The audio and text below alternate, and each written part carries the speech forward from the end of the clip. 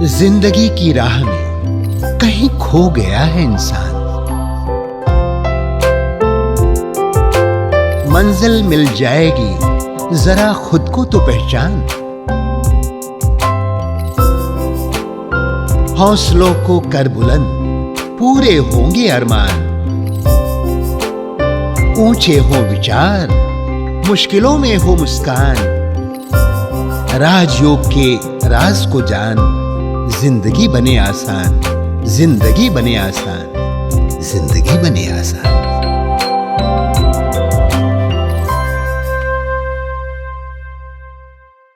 नमस्कार दोस्तों, ओम शांति। स्वागत है आप सभी का हमारे प्रोग्राम जिंदगी बने आसान में। दोस्तों, अंधियारे से उजियारे की ओर बढ़ने के रास्ते पर कई बार ऐसी कठिनाइयां आती हैं जहां पर हम खुद को भूल जाते हैं, अपने साथी को भूल जाते हैं जो हमारे साथ सदा रहता है, अर्थात ईश्वर। लेकिन ऐसे समय पर ही हमें बहुत ज्यादा ईश्वर की याद भी आती है, क्योंकि हम कहीं ना कहीं भटक से जाते हैं। ये इसीलिए होता है क्योंकि कहीं ना कहीं हमारी जिंदगी में गोल की कमी होती है, अर्थात लक्ष्य की कमी होती है। उस लक्ष्य को हासिल करने में आज हमारे साथ हैं चिन्मय भाई जी, जो कि एक पायलट है, साथ ही साथ एक ऐसे कोच है, एक ऐसे इंस्ट्रक्टर है जो कि आपको आपके ड्रीम्स को हासिल करने में आपकी मदद करेंगे। तो आइए उनका स्वागत करते हैं। हमारे साथ हैं चिन्मय भाई जी। ओम शांति भाई जी, वेलकम टू आवर शो। ओम शांति, थैंक यू। ब्रदर, हम बात कर रहे हैं गोल्स की, एक ऐसी दिशा जिसका लक्ष्य हमारे लिए बहुत ज्यादा आवश्यक है। लक्ष्य को हमने गोल का नाम तो दे दिया, लेकिन कई बार ऐसा होता है उसकी सही परिभाषा भी हमने जान ली। साथ ही साथ कुछ ऐसी बातें हमने ये जाना कि किस तरह से गोल को क्रिएट करने में हमारी खुद की कैपेसिटी जरूरी होती है। ऐसे में खुद को रियलाइज करना बहुत ज्यादा आवश्यक है कि मेरे पोटेंशियल्स क्या है। उन पोटेंशियल्स को अचीव करने में कौन सी ऐसी कठिनाइयां आती हैं जिसके बारे में आप हमें बताना चाहेंगे? कई दफा ऐसा होता है कि हम गोल सेट करना चाहते हैं और हम उसमें झिझकते हैं, राइट? क्योंकि हमारे अगेन पास्ट एक्सपीरियंसेस होते हैं, या फिर हमारे आसपास का वातावरण ऐसा होता है, या फिर हमने किसी को देखा होता है जो फेल हुए होते हैं, तो फिर हम भी वो कोशिश करने की एक अपॉर्चुनिटी नहीं लेते। करेक्ट। तो सबसे पहले तो एक बार हमने गोल सेट किया कि मुझे ये अचीव करना है, फिर उसके बाद भी एक थोड़ा सा एक क्वालिटीज हमें डेवलप करना पड़ता है, ताकि ये जो बाहरी वातावरण है या फिर the forces which are against sometimes, कि हमें ऐसा लगता है कि हमारे अगेंस्ट है या फिर ऑब्स्टिकल्स हैं, तो वो जब आते हैं तो भी हम उसमें उसको ब्रेक थ्रू करके उसको आगे बढ़ सकते हैं। फॉर एग्जाम्पल, मैंने गोल सेट किया कि I want to become a pilot. Now that's just one goal, right? And उसके बाद मुझे नेक्स्ट स्टेप क्या करना है ताकि मैं अपना जो अल्टीमेट एम है वो अचीव कर सकूं। तो मैंने लिख तो लिया, फिर the next step is to have determination, right? तो फिर जब डिटर्मिनेशन हुआ, जब कमिटेड हो गया मैं, राइट, तो फिर मैं नेक्स्ट स्टेप ले सकता हूं। अगर वो सिर्फ एक विशफुल थिंकिंग ही रह गया कि मैं शायद पायलट बनूं तो कितना अच्छा है, तो फिर वो गोल नहीं बनेगा। It is just a wish, right? तो डिटर्मिनेशन चाहिए, right? The second thing is expecting obstacles. What do I mean by that? कि जैसे कोई भी आप जर्नी में जाते हो तो आप पहले तैयारी करके जाते हो कि क्या क्या चीजें मुझे चाहिए जर्नी के लिए, क्या क्या चीजें, अगर वेदर खराब हुआ, राइट, तो क्या चाहिए, कुछ अदर ऑब्स्टिकल्स आए तो मेरे पास, अगर जैसे मैं कार में जा रहा हूँ वन डेस्टिनेशन टू अदर, एक शहर से दूसरे जी, तो हमारे पास स्टेप नहीं होता है, राइट? क्योंकि हमने पूर्व तैयारी की कि अगर ये ऑब्स्टिकल आया तो उसका मैं ये यूज करूंगा। तो जो सबसे बड़े गोल अचीवर्स होते हैं वो एक चीज पे काम करते हैं, उसको कहते हैं मॉडलिंग। और मॉडलिंग क्या होता है कि जैसे मेरा गोल है पायलट बनना, तो मैं ऐसे व्यक्ति से मिलूं जो ऑलरेडी बन चुका है और उनसे जाके मैं ये पूछूं कि आप जो पायलट बने तो आपने कौन कौन से स्टेप्स लिए, और कौन कौन से ऑब्स्टिकल्स आपने फेस किए, ताकि अगर जब मुझे अपने रास्ते में वो ऑब्स्टिकल्स आए तो मैं पहले से ही प्रिपेयर्ड रहूं उस ऑब्स्टिकल्स को फेस करने के लिए। यहाँ पर मैं आपको रोकना चाहूंगी, क्योंकि कई बार ऐसा होता है कि जब हम किसी और की जर्नी को देखते हैं, जितना मुझे समझ में आता है कि हर एक की जर्नी अपनी है, सबके प्रॉब्लम्स अलग हैं, सबके सिचुएशंस अलग हैं, सबकी प्रेसिपिटेटिंग सर्कमस्टांसेस भी अलग है, इफ यू सी, क्योंकि शायद जो चीज को मैं एक्सपेक्ट कर रही हूँ वो चीज आपकी जर्नी में ना आए। तो कई बार दूसरों को देख करके आइडियलाइज करने में क्या आप खुद को कई बार कम महसूस नहीं करते? What's your thought on this? ये हमारे नजरिए पे डिपेंड करता है। ओके, एक चीज है कि दूसरों को देख के खुद को इन्फीरियर महसूस करना, that is again a lack of self belief, कि खुद में एक बिलीफ की कमी है कि क्या मैं ये कर पाऊंगा, क्या मैं जो वो जितने महान है वैसा मैं बन पाऊंगा कि नहीं। एंड सेकंड इज मास्टरिंग, और मास्टरिंग मतलब कि अगर वो कर सकते हैं तो मेरे लिए भी ये कोई बड़ी बात नहीं है, मैं भी कर सकता हूँ, राइट? तो 3 तरीके के लोग होते हैं। एक होते हैं जिनको कहते हैं डैबलर्स, या फिर इन अदर लैंग्वेज लोग स्ट्रगलर्स कहते हैं, राइट? और स्ट्रगलर्स क्या करते हैं कि कभी कभार एक चीज ट्राई करते हैं और फिर अगर उस चीज में माहिर नहीं हो पाते तो फिर दूसरी चीज ट्राई करते हैं। जैसे मेरे को बैडमिंटन में इंटरेस्ट है, तो मैं बैडमिंटन खेल रहा हूँ। तो इनिशियली मुझे मजा आ रहा है क्योंकि नया नया है, ग्रोथ हो रहा है और मुझे मजा आ रहा है। फिर एक पहलू ऐसा आता है, एक पॉइंट ऐसा आता है जब मेरा ग्रोथ है वो स्टैग्नेंट हो जाता है, राइट? और वो आगे नहीं बढ़ पाता। तो मैं ये सोचने लगता हूँ कि अभी इसमें आगे नहीं बढ़ पाऊंगा, अभी मैं चैंपियन नहीं बन पाऊंगा, तो चलो कुछ और ट्राई करते हैं। तो फिर बैडमिंटन से मैं टेबल टेनिस पे चला जाता हूँ। फिर उसमें भी क्या होता है, इनिशियल फेज मजा आता है, फिर क्या होता है, एक फेज वैसा आता है जैसे स्टैग्नेंट हो जाता है, तो फिर से मैं ये समथिंग एल्स, सही बात है, एग्जैक्टली। और फिर ये क्विटर्स गेम कहते हैं इसको। और क्विटर्स गेम क्या होता है कि एक चीज, दूसरी चीज, तीसरी चीज वो ट्राई करते रहते हैं जब तक कि वो पूरा गिव अप ना कर दे कि अभी कुछ ट्राई ही नहीं करना। That's one way. Second is stressors, जो स्ट्रेस करते हैं। इसका मतलब कि जब वो बैडमिंटन खेल रहे हैं और जब वो एक उस स्टैग्नेंट फेज में जाते हैं, तब वो सोचते रहते और कोशिश करते रहते हैं, इतनी ज्यादा कोशिश करते हैं और फिर अपने मन को भी स्ट्रेस में लेके आते हैं कि जब तक वो फिर से ग्रोथ में ना जाएं तब तक वो स्ट्रेस में रहेंगे, क्या करूं, क्या ना करूं, कैसे करूंगा, किसको मिलूंगा, क्या करूंगा। सो ऑल दैट वो गो थ्रू करेंगे, राइट? और फिर वो फिर से ग्रो करने लगेंगे। फिर से वो फेज आएगा तो फिर से वो स्ट्रगल करेंगे, फिर से वो स्ट्रेस में आ जाएंगे। तो उसके कारण क्या होता है, जो जर्नी होती है वो एंजॉय नहीं करते। True. और तब दुखी रह जाते हैं और फिर बोलते हैं क्या करूं, मुझे ये अचीव तो करना है पर कुछ हो नहीं रहा, कुछ मतलब मजा नहीं आ रहा है। और आपने भी ये महसूस किया होगा कि बहुत सारे लोग वो जर्नी को एंजॉय नहीं करते। True. और तीसरे प्रकार के लोग होते हैं जो, जिसे मैं कहता हूँ मास्टर्स। और मास्टर्स क्या करते हैं, वो जब ग्रो करते हैं तब भी एंजॉय करते हैं, पर जब ये जो स्टैग्नेंट सा फेज आता है तो उनको पहले से ही पता होता है कि ओह ये स्टैग्नेंट का फेज आ गया, अभी मुझे क्या करना है, अभी मुझे कुछ ऐसे व्यक्ति को मिलना है जिन्होंने ये फेज ऑलरेडी पार कर लिया है, जिन्होंने ये फेज ऑलरेडी पार कर लिया। तो उनसे मैं पूछूं कि आपने कैसे ये फेज पार किया। तो मैं व्हील को पूरा री इन्वेंट नहीं करना चाहता, व्हील जैसे चल रहा है मैं उसको ऐसे चला रहा हूं स्मार्ट थिंकिंग के साथ। तो उनको अगर मैं सिर्फ मिलूंगा और फॉलो करूंगा जो भी उन्होंने स्टेप्स लिए, then it would be easy for me to take the next step. और मास्टर्स जो है वो जर्नी को भी एंजॉय करते हैं और डेस्टिनेशन को भी एंजॉय करते हैं। एक थॉट मुझे आपकी बहुत अच्छी लगी जो आपने कहा कि वंस आप एक ऐसे पोजीशन पे आ जाएं जहां पर आप अपने आप को स्टेबल महसूस करते हैं, उसके बाद में जब आप किसी को आइडलाइज करते हैं या आप किसी और को देखते हैं कि उन्होंने ऐसा कौन सा तरीका अपनाया जिससे वो और आगे बढ़ पाए, तो वो समय सही समय होता है किसी और को देखने का। जब शुरुआत हम करते हैं तभी अगर हम किसी और को देख करके आगे बढ़ रहे हैं तो इसमें कोई प्रॉब्लम है? मेरे ख्याल से किसी और को देखने में कोई प्रॉब्लम नहीं है, एज लॉन्ग एज वो हमारे लिए एक इंस्पिरेशन बन जाए। अगर हमारे लिए वो ऑब्स्टिकल बन जाए तो फिर प्रॉब्लम है।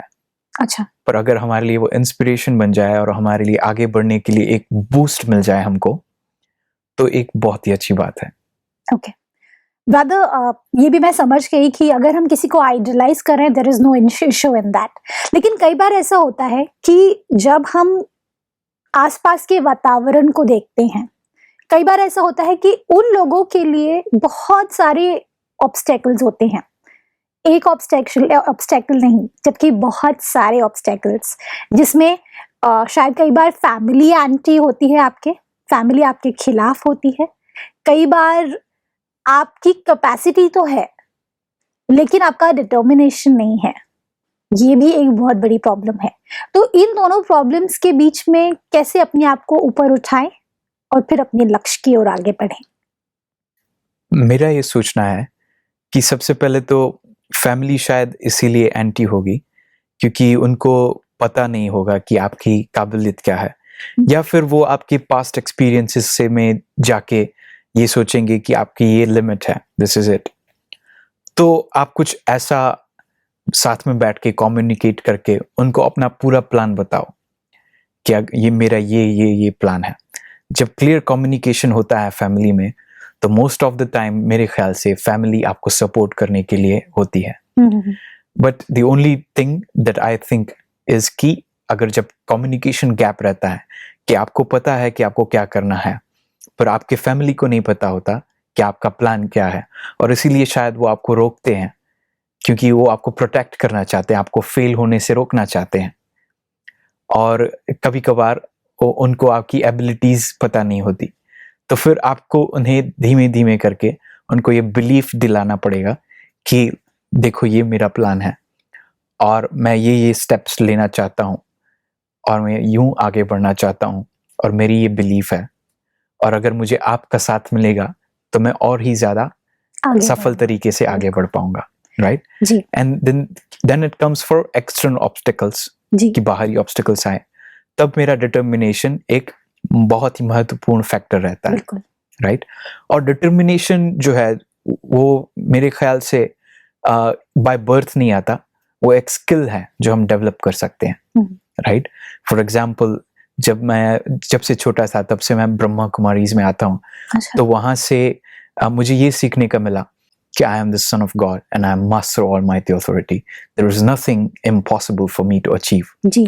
और मेरे लिए कुछ भी असंभव नहीं है, और मैं जो चाहूँ अगर मैं करना चाहता हूँ और अगर मैं शुभ भावना से करूँ तो वो सफल होना ही है। जब से ये बिलीफ, ये फेथ मेरे में आने लगा तो ये एक स्किल की तरह डेवलप होने लगा। जैसे मैं म्यूजिक सीखता हूँ तो पहले दिन तो सब कुछ नहीं सीख सकता, पहले मैं सरगम सीखता हूँ, फिर आगे बढ़ता हूँ, फिर सेकंड डे, फिर थर्ड डे, फिर मैं पूरा जो सप्तक है वो सीखता हूँ, फिर मैं राग सीखता हूँ। तो वैसे ही ये जो डिटर्मिनेशन है वो एक स्किल है और उसको हम डेली डेवलप कर सकते हैं, डेली डोज ऑफ डिटर्मिनेशन लेके। That's interesting. तो कई बार ऐसा देखा गया कि inspirational speeches, inspirational books, inspirational chats, ये आजकल बहुत ज्यादा ट्रेंड में है। लोग चीजों को पढ़ते हैं, उन्हें अपने अंदर लेते हैं और फिर अपने अंदर बदलाव करने की कोशिश करते हैं, लेकिन वो स्थायी रूप से उनकी जिंदगी में नहीं रह पाता। अगर आप देखेंगे कि कुछ समय तक उसका डोज, जब तक एनर्जी लेवल हमारे अंदर में रहेगा तब तक तो मैं बहुत उस चीज से मोटिवेट होकर के आगे बढ़ रही होती हूँ, लेकिन जैसे ही वो थोड़े दिनों के बाद अपना रस कम करने लगता है तो मैं बैक टू स्क्वायर वन आ जाती हूँ। सो ऐसी सिचुएशन में आपकी क्या राय है? किस तरह से, जैसे अभी आपने कहा कि daily dose of determination is important, तो वो डेली डोज ऑफ डिटर्मिनेशन कहाँ से आ सकता है? सबसे पहले तो मोटिवेशन, जैसे आपने कहा कि बहुत सारे लोग मोटिवेशन बाहर ढूंढ के फिर उसको इम्प्लीमेंट करना चाहते हैं। तो motivation is like taking shower, आपको रोज करना पड़ेगा। व्हाट हैपेंस, क्या होता है अगर हम रोज शावर नहीं लेते तो अब our body starts deteriorating and then it becomes stinky, right? Correct. Same thing with our mind. हमारा मन जो है उसको डेली डोज ऑफ मोटिवेशन मिलना चाहिए, तो फिर वो फ्रेश रहता है। क्योंकि आसपास हमारे बहुत नेगेटिविटी है। अगर आप न्यूज़पेपर भी पढ़ो तो उसमें भी 90% नेगेटिव न्यूज़ जी। होते हैं। आप न्यूज़ चैनल्स भी देखो या फिर कोई भी दूसरी चैनल्स भी देखो तो उसमें भी काफ़ी हद तक नेगेटिविटी रहती है। जी। तो जब तक हम एक कांस्टेंट कंसिस्टेंट एफर्ट नहीं करते खुद के माइंड को पॉजिटिव एनर्जी देने का, तब तक हमें बाहर की दुनिया से नहीं मिलेगा। दूसरी चीज, मोटिवेशन आपका तभी काम करेगा जब आपके पास खुद का मिशन होगा, राइट? क्योंकि अगर मेरा मिशन नहीं है और सिर्फ मैं बाहर के मोटिवेशन से ही काम करता हूं, तो फिर मैं टेम्पररीली एक बहुत ही चार्ज रहूंगा फॉर डे और 2 और फॉर वीक, और फिर उसके बाद फिर से डाउन हो जाऊंगा। पर जो मिशन जो है, मेरा सेंस ऑफ मिशन जो अंदर से आता है, वो मुझे अगर शायद से बाहर से मोटिवेशन ना भी मिले, बाहर से शायद एक एक ऑब्स्टिकल्स का फीलिंग मिले, पर अगर अंदर का मेरा मिशन जो है वो एक फायर की तरह प्रज्वलित होता है, तो मोटिवेशन शायद हो या ना हो, उससे मुझे कोई फर्क नहीं पड़ेगा। और आई थिंक ये थॉट इतना डीप है, अगर इस चीज को हम समझ जाए तो हमारी जो बहुत बड़ी प्रॉब्लम है कि हम चीजों को सिंप्लीफाई नहीं कर पाते, वो कहीं ना कहीं सॉल्व हो जाएगी। True. Brother, fear of failure ये एक ऐसा थॉट है जो काफी लोगों को अपने लक्ष्य तक जाने में बहुत ऑब्स्टेकल्स क्रिएट करता है। कुछ लोगों को ऐसा लगता है कि अगर मुझे सक्सेस नहीं मिल रहा है किसी चीज में, सपोज मैं एक example, weight loss the best way. Weight loss की अगर हम बात करें, 1 महीने तक अगर मैंने पूरे मोटिवेशन के साथ में डाइट किया, एक्सरसाइज किया, अपने आप को मोटिवेट किया, एवरी डे लोगों को देखा, इंस्पायर हुई भी, मैं सब कुछ किया, लेकिन 1 महीने बाद अगर मैंने अपना वेट चेक किया और अगर सिर्फ 1 ग्राम रिड्यूस हुआ है, ट्रस्ट मी, इससे ज्यादा डिसअपॉइंटमेंट दुनिया में किसी भी चीज में नहीं मिलता। ट्रस्ट मी, ये इतना बड़ा फैक्टर है कि आपको क्या लगता है कि आपने सब कुछ किया है लेकिन फिर भी 1 महीने बाद आप वहीं के वहीं खड़े हैं। वो थॉट, फियर ऑफ फेलियर, वो इतना डीप इनरूटेड है कि आप अपने आप को फिर इतना डिमोटिवेट महसूस करते हैं कि फिर उठ करके खड़े होने की हिम्मत नहीं होती। उन लोगों के लिए आपकी क्या राय है? फियर ऑफ फेलियर एक बहुत ही वेरी इंपॉर्टेंट फैक्टर रह चुका है हम सब के जीवन में जी। और मैंने उसको सिंप्लीफाई ऐसे किया है खुद को समझा के कि failure is actually a stepping stone towards success. अगर मैं फेल नहीं होता तो मैं सक्सेस की ओर नहीं बढ़ रहा। और मैं आपको एग्जांपल देता हूँ, जब मैं ऑस्ट्रेलिया में स्टूडेंट था और वहाँ पे पायलट की स्टडीज कर रहा था, तब मैं part time door to door marketing करता था। और डोर टू डोर मार्केटिंग करते करते जब शुरुआत हुई मेरी, तो 1 दिन, 2 दिन, 3 दिन, 4 दिन, 1 वीक तक मेरा एक भी सेल नहीं हुआ मार्केटिंग में। और डोर टू डोर मार्केटिंग में ऐसा होता है कि आपको तभी पे मिलता है जब आप सेल करते हो। तो मैं ये सोचता था कि एक डोर ने अगर मुझे जवाब नहीं दिया, सेकंड ने नहीं दिया और 1 वीक तक किसी ने नहीं दिया, पर मैं तब तक ट्राई करूंगा जब तक मैं सफल ना हूं, क्योंकि मेरे लिए एक वही ऑप्शन था, राइट? क्योंकि सक्सेस एक ही ऑप्शन था, मेरे लिए फेलियर कोई ऑप्शन ही नहीं था, राइट? तो कई दफा हम फेलियर को एक ऑप्शन मानते हैं और फेलियर को जब हम ऑप्शन मानते हैं तब हम उस तरफ जाते हैं जी। पर अगर मेरा सक्सेस ही एक ऑप्शन है और फेलियर मेरा स्टेपिंग स्टोन बन जाता है, तो मेरे लिए फेल होना एक बहुत ही नॉर्मल चीज है। और मैंने अपने माइंड में ये एक प्रोग्राम कर लिया कि it's okay to fail. Fail होना दैट मीन्स कि I am going forward, failing forward जिसे कहते हैं। Failing forward, Exactly. This is super interesting. आप इसको थोड़ा सा एलाबोरेट करेंगे?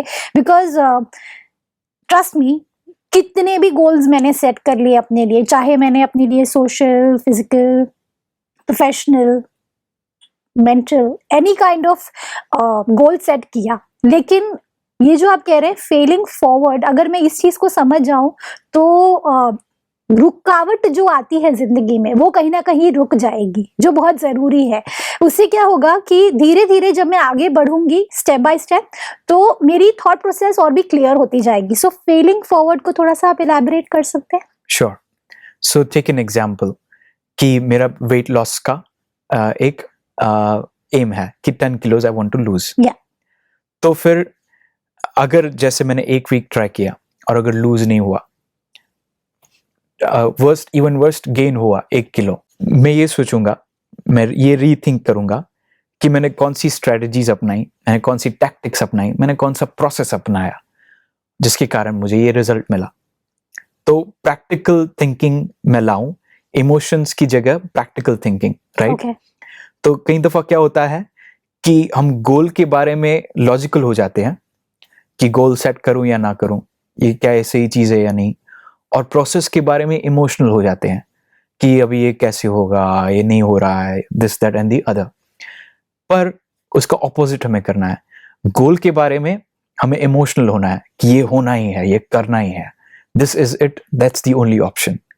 और प्रोसेस के बारे में हमें लॉजिकल होना है कि अगर ये काम नहीं आया, अगर ये चीज से मैंने अचीव नहीं किया तो और मैं क्या कर सकता हूँ, अगर ये चीज से नहीं हुआ तो और क्या कर सकता हूँ, अगर ये चीज से नहीं हुआ तो और क्या कर सकता हूँ। एंड आई एम श्योर एक बार ऐसा आएगा, आपको मौका मिलेगा कि आपको जो सही रास्ता है आपके गोल तक पहुंचने का, वो आप खुद अपने आप ढूंढ लोगे। और जब तक आप ना ढूंढो, उसके लिए आप लॉजिकल बन जाओ कि अगर ये काम नहीं करा तो कौन सा और काम करेगा। भाई जी, कई बार ऐसा होता है कि जैसे अभी आपने कहा मेंटोर्स आपकी जिंदगी को और क्लैरिटी लाते हैं। कई बार हम दूसरों को पूरी तरह से पढ़ लेते हैं, उनके बारे में सब कुछ जान लेते हैं, उनकी क्वालिटीज भी जान लेते हैं, उनके जिंदगी जीने के तरीके को भी जान लेते हैं। अगर मैं सपोज इंस्पायर्ड हूँ किसी स्पीकर से, तो मैं उनकी पूरी दिनचर्या को देख लूंगी, सब कुछ देख लूंगी, लेकिन खुद की दिनचर्या को उतना इंपॉर्टेंस नहीं देती कि मेरी क्या कैपेसिटी है। तो अपनी कैपेसिटी को कैसे एनालाइज करें जिससे हम रियलिस्टिक गोल क्रिएट कर पाए। क्योंकि अगर मेरी कैपेसिटी के बारे में मुझे पता चल, जरूरी नहीं है कि वो जो स्पीकर है उनकी जो कैपेसिटी है वो मेरे जितनी ही हो, शायद मैं उससे भी ज्यादा कर सकती हूँ, शायद उससे थोड़ा कम कर सकती हूँ। तो अपनी कैपेसिटी के हिसाब से गोल कैसे सेट करें? श्योर।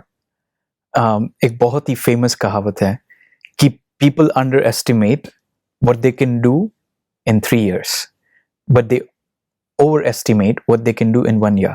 इसका मतलब क्या है कि लोग ज्यादा एक्सपेक्टेशन रखते हैं 1 साल में बहुत कुछ अचीव करने का और 3 साल में बहुत कम अचीव करने का।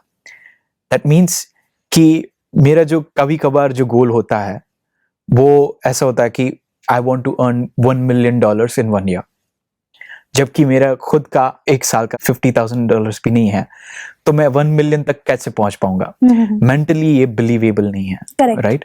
या फिर मैं किसी और को देखता हूँ और उनकी जर्नी को देखता हूँ कि उन्होंने ये 1 ईयर में, 2 इयर्स में, 5 इयर्स में यहाँ तक वो पहुंचे और इतने लोगों तक उन्होंने अपना मैसेज दिया और इतने लोगों में वो फेमस हुए, पॉपुलर हुए, और मैं वो पूरी जर्नी इग्नोर करके खुद को सिर्फ 1 साल में उतना फेमस बनाना चाहता हूँ।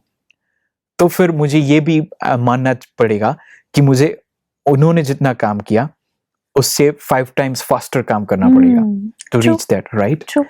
और अक्सर बार हम क्या करते हैं, हम लोगों का एंड रिजल्ट देखते हैं पर उनका जर्नी जो है वो इग्नोर करते हैं, राइट? उनका जो फ्लैशी लाइफ है, राइट, वो देखते हैं, पर उनका जो प्रोसेस है, उन्होंने जो ऑब्स्टिकल्स फेस किए हैं, वो शायद हम इग्नोर कर देते हैं, उनको भूल जाते हैं। और इसलिए शायद हम खुद ही दुखी होते हैं अंदर ही अंदर कि यार उनको तो बहुत कुछ दिया है भगवान ने, मुझे क्यों नहीं दिया? बट उन्होंने जो प्रोसेस गो थ्रू किया और उन्होंने जो फेस किया, अगर आप भी वो फेस करोगे तो आप भी वहां पहुंच जाओगे। आई थिंक ये जो थॉट है कि अपने आप को दूसरों से कंपेयर नहीं करना पर उनसे इंस्पायर होना, ये बहुत बड़ी बात आज हमने जानी। साथ ही साथ हमने ये भी जाना कि अगर हमें अपने अंदर बदलाव लाना है तो कहीं ना कहीं उसकी पहल स्ट्रॉन्ग डिटर्मिनेशन से होती है, और स्ट्रॉन्ग डिटर्मिनेशन तभी हो सकता है जब हमारा सेल्फ एस्टीम स्ट्रॉन्ग हो। ट्रू। क्योंकि खुद पर भरोसा तो हर व्यक्ति करता है, लेकिन अपने आप को किसी भी गलती के बाद भी अपने आप को आगे की ओर बढ़ाते रहना, ये एक मास्टर ही कर सकता है। True. Thank you so much भाई जी, thank you for coming in this show. ओम शांति। Thank you. ओम शांति। दोस्तों, आज के एपिसोड में हमने जाना कि किस तरह से हमारी जिंदगी जो कि चलती आ रही थी, उसमें कहीं ना कहीं कोई रस नहीं था, थोड़ी सी मिठास की कमी थी और साथ ही साथ बहुत ही नीरस हो गई थी। आज हमने जाना कि अगर हमारी जिंदगी में लक्ष्य है, गोल है, तो हमारी जिंदगी सांस ले रही है। सांस तभी ही ले सकती है जब आप खुद के अंदर में अपने आप को महसूस करें कि जिंदगी आपके खुद के अंदर है। जो प्रोत्साहन, जो आत्मविश्वास आप बाहर ढूंढते हैं, वो कहीं ना कहीं आपके खुद के अंदर समाई हुई है। बस हमें उसे जानने की देरी है। इस खूबसूरत बात के साथ आज के प्रोग्राम को हम एंड करते हैं। आपसे फिर मिलेंगे आपके ही शो में जिंदगी बने आसान। ओम शांति। अधिक जानकारी के लिए संपर्क करें। जिंदगी बने आसान, Brahma Kumaris Godlywood studio, Shantivan, Abu road. Call 80949134887।